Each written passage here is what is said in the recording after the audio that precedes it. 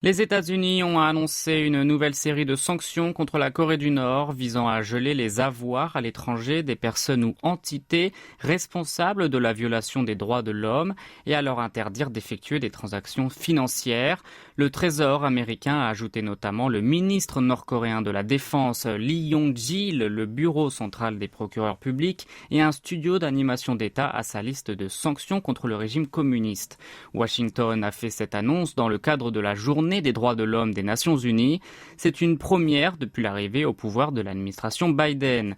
Toujours selon le département exécutif fédéral, le studio SEK, appelé aussi studio de films d'animation du 26 avril, a exploité des habitants nord-coréens dans des conditions de travail déplorables, portant atteinte à leurs droits.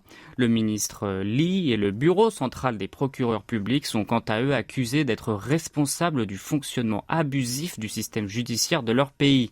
Washington a souligné que des ressortissants étrangers sont également devenus des victimes d'injustice en Corée du Nord, en évoquant le cas de l'Américain Otto Warmbier.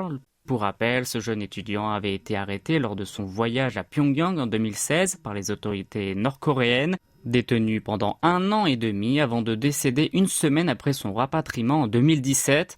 Cette nouvelle démarche punitive devrait accroître l'incertitude sur la perspective d'une reprise du dialogue Washington-Pyongyang.